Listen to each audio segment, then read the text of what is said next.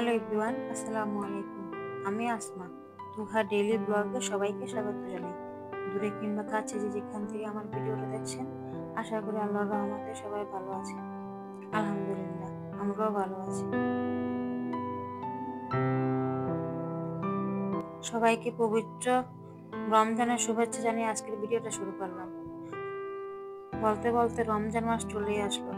এই দিনটার অপেক্ষায় আমরা মুসলিমরা সারা বছর অপেক্ষা করে থাকি। রমজান মাসে কেন জানি একটা শান্তির বাতাস থাকে, আর রমজান মাস এলেই মনটা খুব শান্ত ও পবিত্র মনে হয়।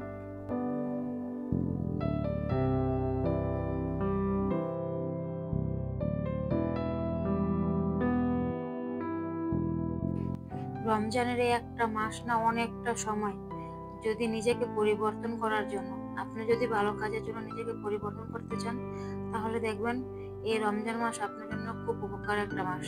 আপনি যদি নামাজ রোজা ইবাদতের লিপ্ত থাকেন, তাহলে দেখবেন সারাটা বছর কি অল্প হলেও আপনি ভালো কাজের সাথে যুক্ত থাকতে পারবেন।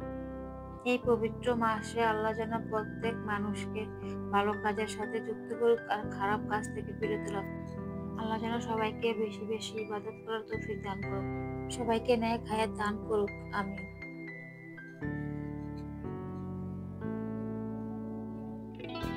কথা বলতে বলতে অনেকগুলো কাজ শেষ করে নিলাম।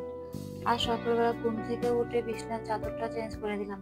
যেহেতু রমজান মাস, তাই ঘরটাকে একটু পরিষ্কার পরিচ্ছন্ন করে নিলাম। আর আমার ওই ওয়াল বুকগুলো আমি কিছুদিন আগে দারাজ থেকে নিয়েছিলাম, তো দেয়ালে লাগানোর পর কিছুদিন পর একটা খুলে পড়ে গেছিল, সেই রকম আঠা ছিল না, তাই খুলে পড়ে গেছে। আজ আবার এটা আঠা লাগিয়ে এখন লাগিয়ে দিলাম। ওই রুমটা গুছিয়ে এসে দেখি তুয়া এখানে বালিশ নিয়ে শুয়ে আছে আর বসে বসে টিভি দেখছে। আমি যখন রেকর্ড করছিলাম, ও দেখে খুব হাসছিল আর বলছিল, যাও যাও, এখন আমি কাপড় চোপড় ভেজে নেব। সংসারের সমস্ত কাজের থেকে আমার সবচেয়ে কষ্টের আর অলসতার কাজ হচ্ছে কাপড় চোপড় ধোয়া। আর আমার এত কাপড় চোপড় জমা হয় যা বলার মতো না। আমি যেহেতু সপ্তাহে একদিন বা 2 দিন কাপড় চোপড় ধুই, তো সেই জন্য দেখা যায় কি আমার অনেক কাপড় চোপড় জমা হয়ে যায়। কারণ সকালবেলা ঘুম থেকে উঠে ওদের নিয়ে স্কুলে যেতে হয়, তো স্কুল থেকে আস্তে আস্তে প্রায় 10টা 10:30 বেজে যায়। আসার পর আবার সকালের নাস্তা, তারপর আবার দুপুরের রান্নার সময় হয়ে যায়, তো সেই জন্য আর কাপড় চোপড়গুলো ধোয়া হয় না। এইভাবে কাপড় চোপড় জমতে থাকে। আর মাঝে মাঝে যদি সময় পাই, তখন দেখা যায় কি কিছু ধুয়ে নিতে হয়। আর আমার যেহেতু কোনো ব্যালকনি নেই, তাই সবসময় কাপড় চোপড় ধুয়ে ছাদে যেতে হয়। আর প্রতিদিন তো ছাদে যাওয়া হয় না, তাই সপ্তাহে একদিন বা 2 দিন করে কাপড় চোপড় ধুয়ে ছাদে নিয়ে যাই।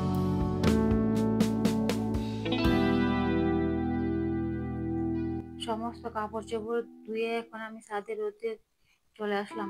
আর এখন দুপুরে রান্নার আয়োজন করব।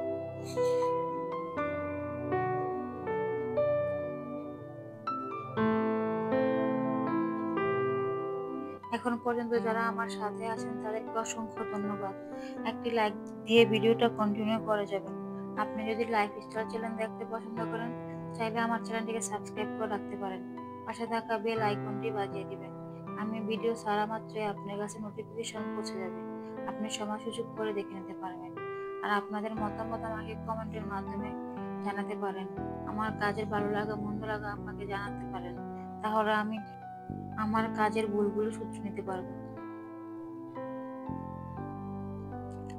ইউটিউব প্ল্যাটফর্মে আমি একদমই নতুন, সেরকম ভাবে গুছিয়ে কথা বলতে পারি না। যদি কোনো ভুল ত্রুটি হয়ে থাকে, তাহলে অবশ্যই ক্ষমাসুন্দর দৃষ্টিতে দেখবেন। আর আমাকে একটু সাপোর্ট করে যাবেন। আপনাদের সাপোর্টে আমি একটু এগিয়ে যেতে পারবো।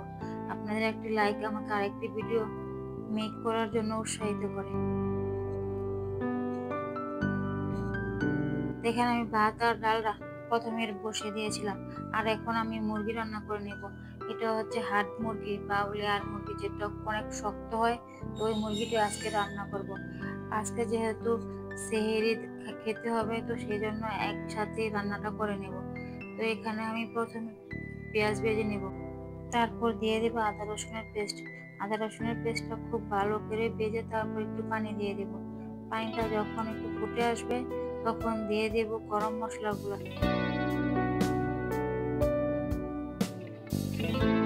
তারপর একে একে দিয়ে দেব মরিচ গুঁড়া, হলুদ গুঁড়া, জিরা গুঁড়া ও ধনে গুঁড়া। দিয়ে খুব ভালো করে মশলাটাকে কষাতে হবে। আমি 2 বার পানি দিয়ে মশলাটা খুব ভালো করে কষিয়ে নিয়েছি। মশলা যত কষানো হবে রান্নার স্বাদ তত মজা হবে। মশলাটা যখন খুব ভালো করে কষিয়ে নিয়েছি, এখন আমি মুরগিগুলো দিয়ে দেব।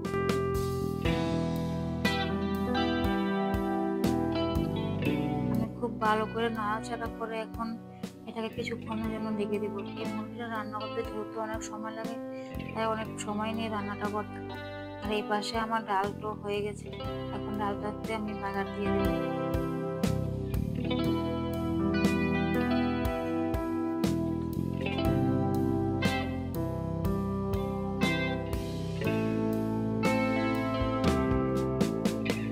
ডালটা হয়ে যাওয়ার পর এখানে আমি উস্তা ভাজি করে নেব। তাই উস্তার জন্য এখানে পেঁয়াজ মরিচ আমি একটু ভালো করে ভেজে উস্তা আর আলু কেটে রেখেছিলাম, তো সেগুলো এখন দিয়ে দেব। আর ওই পাশে আমার মুরগি রান্নাটাও খুব সুন্দর হচ্ছে। এখন মুরগিটা খুব ভালো করে কষিয়ে নিয়েছি। কষিয়ে নিয়ে অফ ক্যামেরায় আমি আলু দিয়ে দিয়েছিলাম, তো সেটা কেন জানি স্কিপ হয়ে গেছে।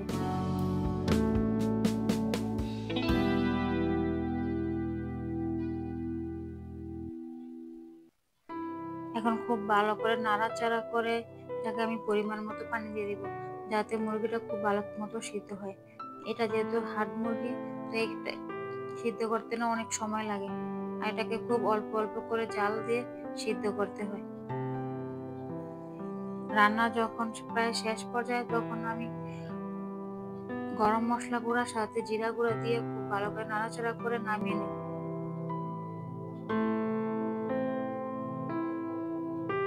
তো এই পাশে আমার উস্তা ভাজিটা সুন্দর হয়ে গেছে। আর আজকে ছিল আমাদের দুপুরের 1 মাসের জন্য শেষ খাবার। আল্লাহ বাঁচিয়ে রাখলে আবার 1 মাস পর আবার দুপুরের খাবার নিয়ে আসবো।